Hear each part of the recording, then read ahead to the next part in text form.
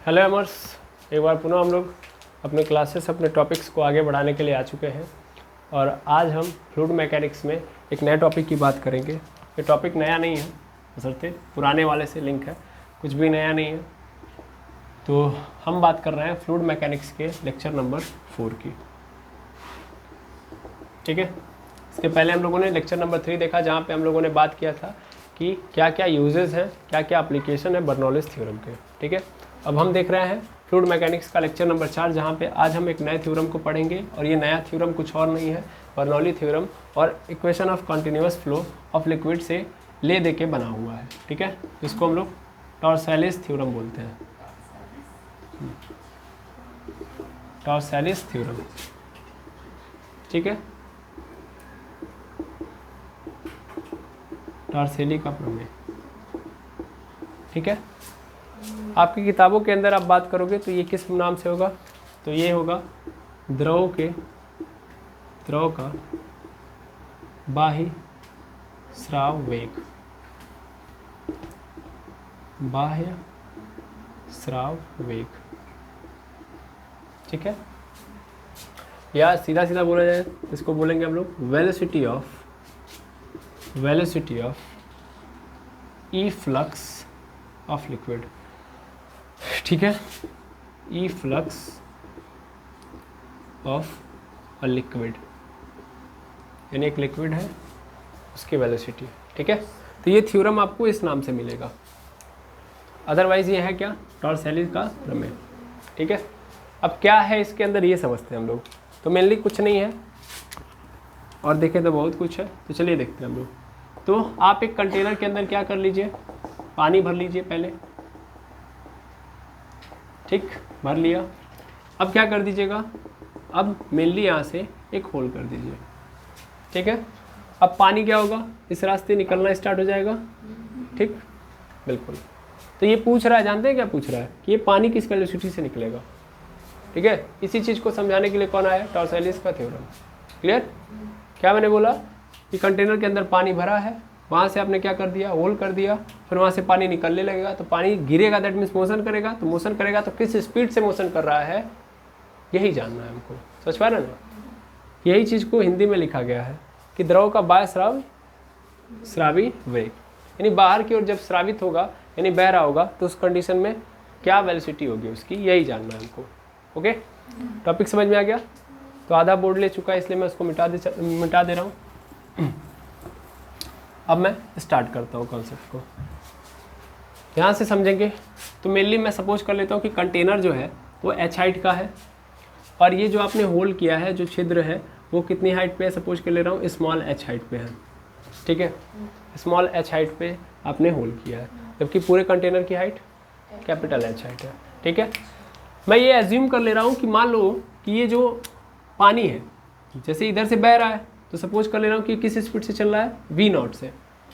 ये किस स्पीड से बह रहा है, V0 से।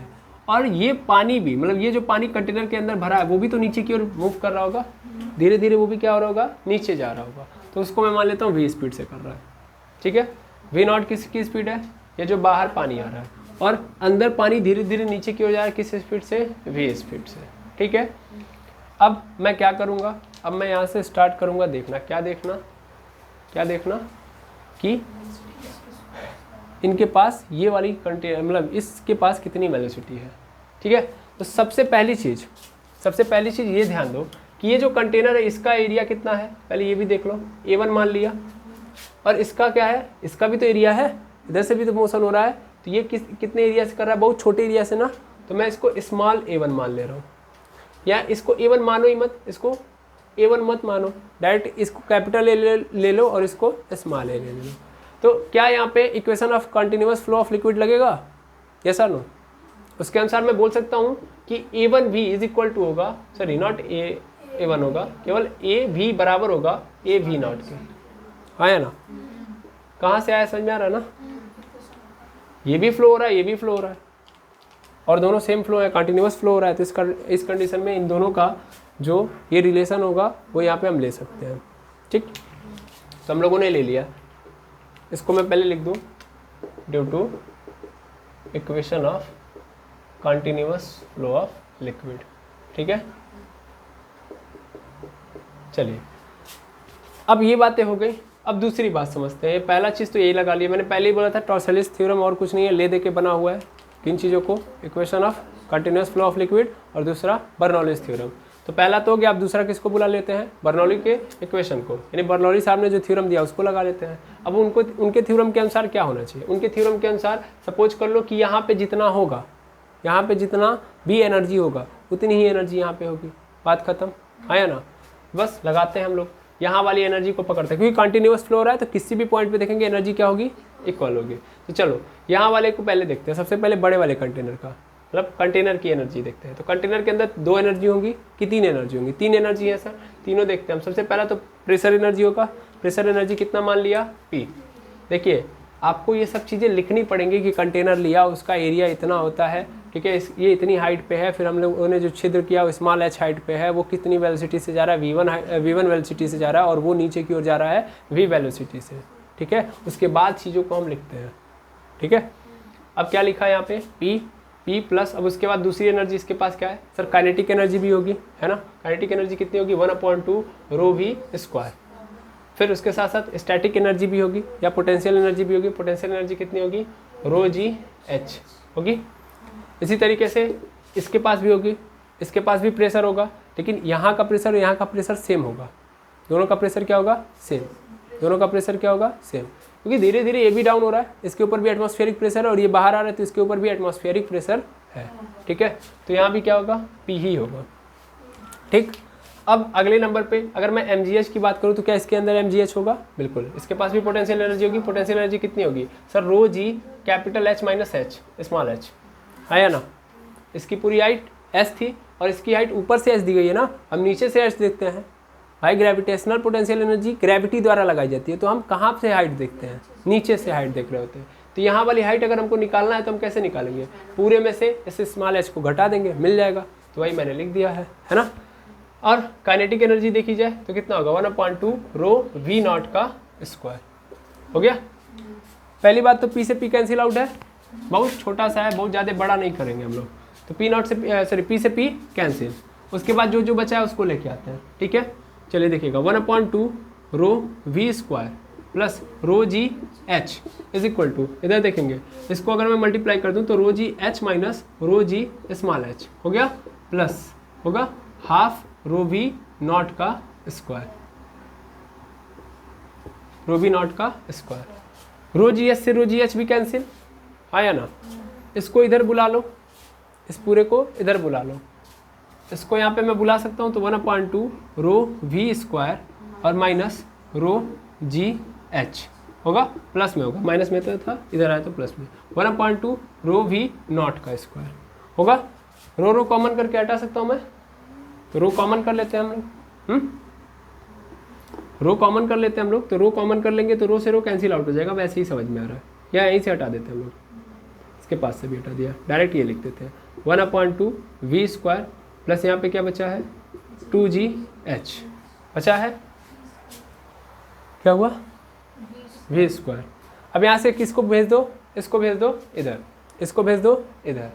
जब इसको भेज दोगे इधर तो क्या बनेगा तुम्हारे पास, यहाँ पे बनेगा 2gh is equal to v0 का स्क्वायर और माइनस v का स्क्वायर, और दोनों के पास हाफ हाफ है, मैंने क्या कर लिया बाहर कर दिया, और 2 को इधर भेज दो तो मेरे पास क्या बच गया v0 का square minus v square is equal to, यहाँ पे आ गया तो 2gh पहले से नहीं था,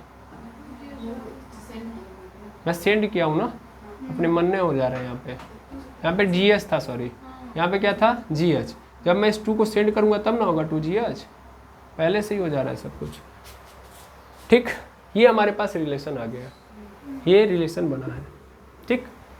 लेकिन इस रिलेशन की भी कहानी थोड़ी सी डिफरेंट करते हैं हम लोग। अब देखना, हमने यहाँ पे जो लिखा है वो आपको समझ में आ रहा है क्या, ये जो कहना हमसे बोलिए, कोई दिक्कत है पूरे में, कहीं पे भी आपको नज़र आ रहा है डाउट, ये बताइए अभी तक जो भी मैंने किया है, किसी भी पॉइंट पे कि सर ये कैसे आ गया, ये क्यों हुआ, कोई डाउट, सब सिंपल चल रहा है, ठीक। ये देखेंगे सिंगल पॉइंट है, ठीक है। अब यहाँ पे देखेंगे मेनली हम जब देखते हैं कि ये जो पानी वो नीचे की ओर जा रहा है और इधर से पानी बह के जा रहा है, तो जब ये बह के जा रहा है तो ये नीचे आ रहा है। जब ये नीचे आता है तो इसकी जो वेलोसिटी होती है बहुत ही क्या होती है, बहुत कम होती है, बहुत कम होती है। यदि पानी जाता है तो इसकी स्पीड इतनी होती है क्या कि जितना इधर होता है, वो इसकी अपेक्षा क्या होता है, कम। और वैसे भी दिख रहा है ना, यहाँ पे तुमने एरिया क्या लिया, बहुत कम लिया है, तो वेलोसिटी यहाँ पे क्या होगी, इसके रिस्पेक्ट में बहुत ज़्यादा होगी। यहाँ पे देखो एरिया कितना, इतना है, और यहाँ पे तुमने बहुत छोटा सा होल किया है ना, तो एरिया तुमने क्या रखा है, बहुत छोटा रखा है कि नहीं रखा है। जब एरिया तुमने बहुत छोटा रखा होगा तो ध्यान से समझना, वेलोसिटी यहाँ पे क्या होगी, बहुत कम। तो उस कंडीशन में हम लोग इसको क्या मान सकते हैं, ज़ीरो। और हमने अगर इसको ज़ीरो मान लिया तो हमारे पास क्या आ जाएगा, हमारे पास आ जाएगा वी नॉट का square is equal to under root में, नॉट अंडर रूट, पहले ही मेरा हर स्टेप में आ जाएगा 2gh, क्योंकि इसको मैंने क्या डाल दिया, ज़ीरो। जब इसको ज़ीरो डाल दिया तो ये आ जाएगा, और v naught is equal to क्या आ जाएगा, अंडर रूट 2gh आ गया। और यही है टॉर्सोलिस थ्योरम, ठीक है, क्लियर। यही उन्होंने एक्सप्लेन करके दिया था कि कैसे हम निकालेंगे, ठीक। अभी हम चाहते तो चेंज कर सकते थे। सपोज कर लीजिए कि मान लीजिए हम लोगों ने ये माना है कि यहाँ पे क्या है, ज़ीरो है। अगर ज़ीरो नहीं होता तब तो चेंज हो जाता ना कुछ ना कुछ, तब तो चीज़ों को हमको क्या करना पड़ेगा, चेंज करना पड़ेगा। अदरवाइज बाकी चीज़ें आपकी क्या है, सही है, क्लियर है। तो अभी अगर वो जीरो नहीं होगा तो क्या होगा वो मैं बता रहा हूँ। फिलहाल मैं यहाँ तक की कहानी को एक बार मैं पुनः दोहरा देना चाहता हूँ ताकि आपको ज़्यादा दिक्कत ना हो। तो हम लोगों ने सबसे पहले इस कंटेनर की एनर्जी लिखी है, फिर उसके बाद ये जो पानी बह रहा है उसकी एनर्जी लिखी है, ठीक। अब दोनों जगहों पे ये देखा कि प्रेशर दोनों का सेम है, दोनों पे प्रेशर क्या होगा, सेम। तो मैंने क्या कर दिया यहाँ पे, कैंसिल आउट कर दिया। बाकी जो चीज़ें बची हैं उनको हम लोगों ने कैलकुलेट किया है मात्र, और कैलकुलेट करने पे हम लोग यहाँ तक पहुँचे हैं, ठीक है। हम लोगों ने यहाँ पे ये जो चीज़ें लिखी हैं और ये जो चीज़ें लिखी हैं कैसे लिखी है समझ में आ रहा होगा। फिर यहाँ पे हम लोगों ने मल्टीप्लाई करके इसको इधर भेज दिया, तो रो से रो भी कैंसिल आउट हो जाएगा, सिर्फ ये चीज़ें बचेंगी। फिर मैंने इसको उठा के इधर भेज दिया, है ना, और फिर इन दोनों में रो कॉमन था तो सब हटा दिया, रो से रो की कहानी ही खत्म कर दी। तो GH is equal to half v naught का स्क्वायर माइनस वी स्क्वायर हो गया। फिर इसको भी इधर भेज दिया तो मुझे इसकी वैल्यू मिल गई। अगर मान लेता हूँ कि यहाँ पे वी इज इक्वल टू क्या हो जा रहा है, if v is approximately zero then हम लोग ये इक्वेशन पे आ जाएंगे, और इस इक्वेशन पे जब आ गए तो उस कंडीशन में हमको ये मिल गया, ठीक है। और ये क्या है, यही तो है किसकी वेलोसिटी, तो जो बाहर द्रव बह रहा है उसकी वेलोसिटी है। सबसे पहले आप इसको नोट करेंगे, फिर हम सेकेंड केस देखेंगे कि सपोज कर ले रहा हूँ कि जीरो ना हो तब क्या करूँगा मैं, तब कैसे मैं निकालूंगा इसकी वेलोसिटी। चलिए आपको समझ में आ गया होगा। अब थोड़ी सी कहानी को हम और आगे बढ़ाते हैं। फ़िलहाल में जो आपने पढ़ा है समझा है उसको आप यहाँ पे कैलकुलेट करके रखेंगे, क्योंकि बहुत सारी चीज़ें इसमें देखनी है। तो हमारे पास क्या, इफ़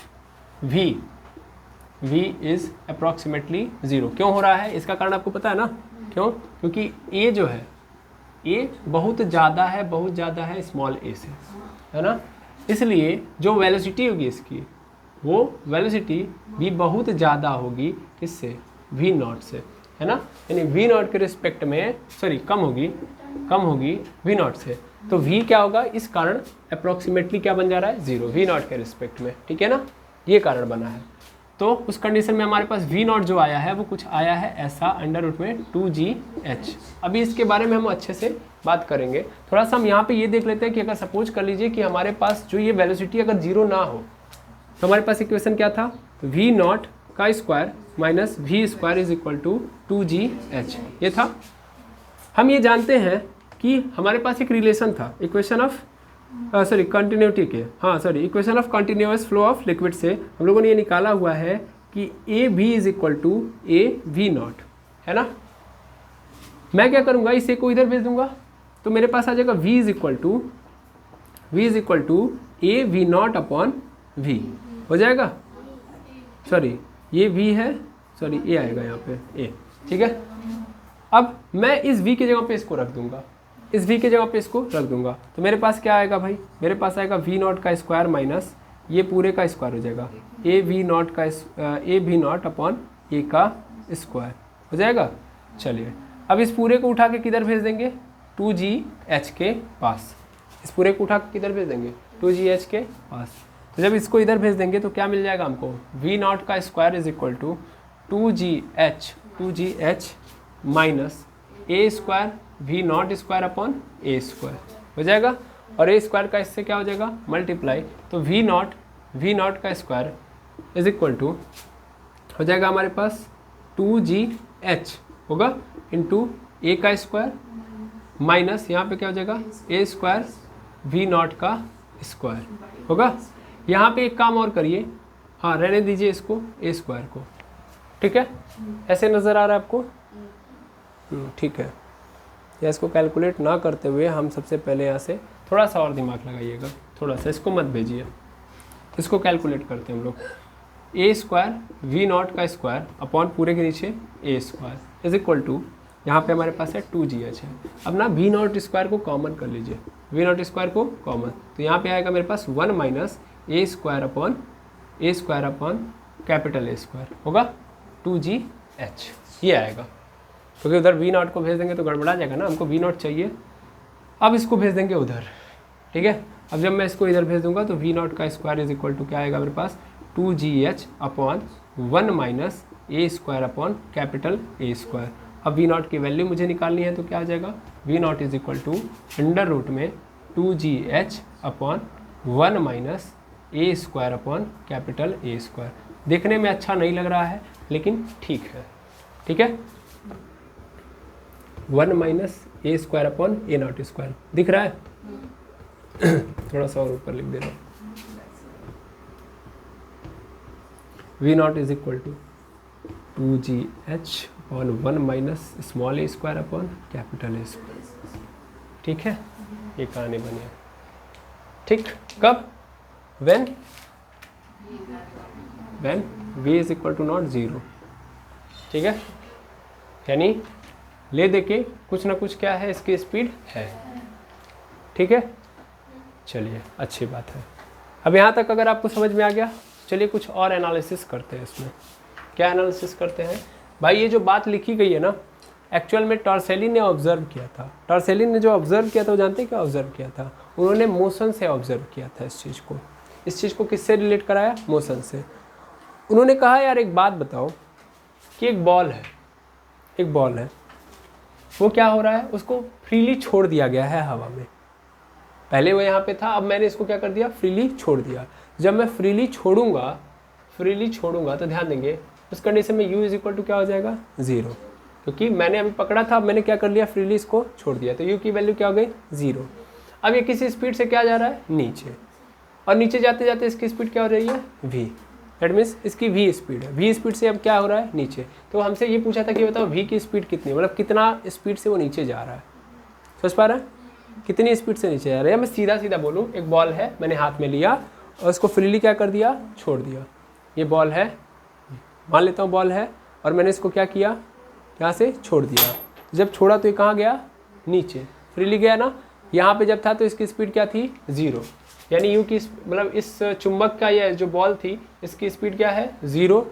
लेकिन जब ये जा रहा था नीचे तो किसी ना किसी स्पीड से जा रहा था, तो इसकी स्पीड क्या है ये पूछ रहा है। अगर तो हम कैसे निकालेंगे? हमारे पास फॉर्मूला होता है v square is equal to u square plus 2as होता है, हाँ या ना।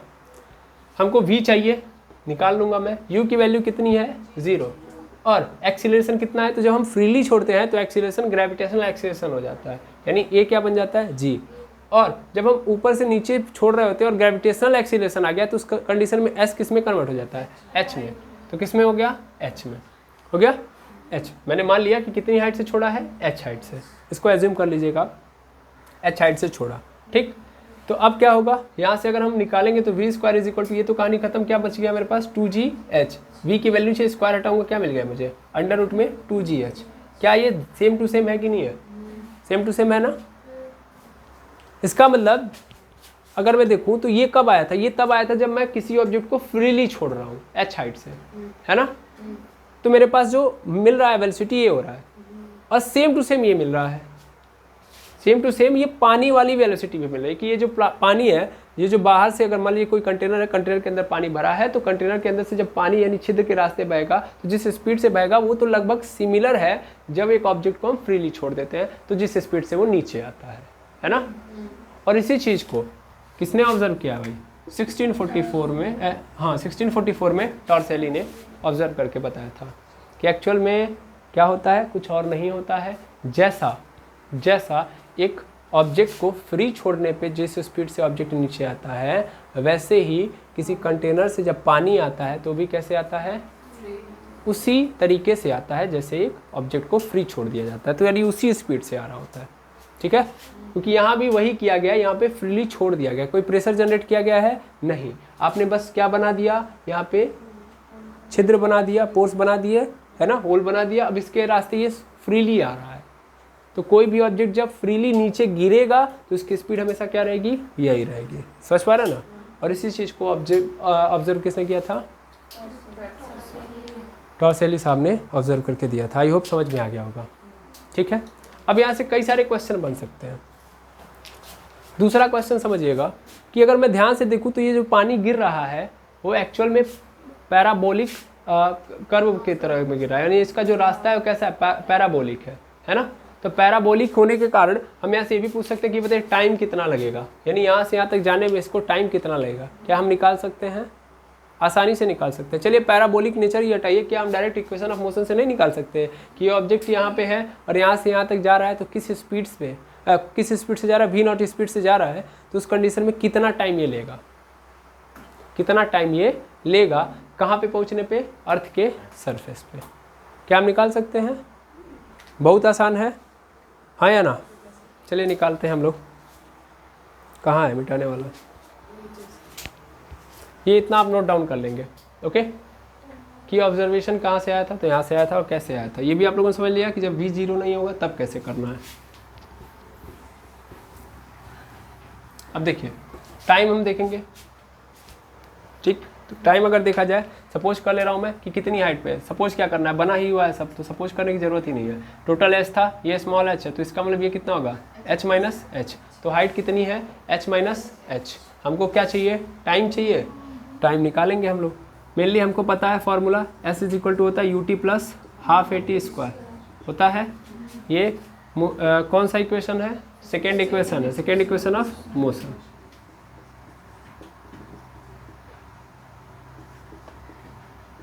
तो अगर हम देखेंगे यहाँ पे, तो s की जगह पे हमको क्या रखना पड़ेगा, h, हाइट रखनी पड़ती है h माइनस एच, क्योंकि ये फ्रीली चल रहा है, कोई प्रेशर कोई एक्सटर्नल फोर्स आया नहीं है, तो इसलिए फ्रीली चल रहा है, तो ग्रेविटेशनल एक्सेलरेशन वाली कहानी चल रही होगी। तो हमेशा हम डिस्प्लेसमेंट की जगह पे हाइट लेंगे।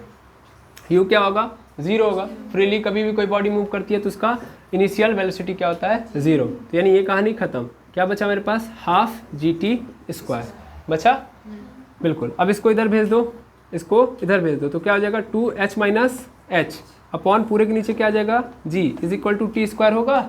स्क्वायर हटा दो, क्या चढ़ जाएगी, कड़ी, and t is equal to क्या आ गया, अंडर रूट में 2h माइनस स्मॉल h पूरे के नीचे g।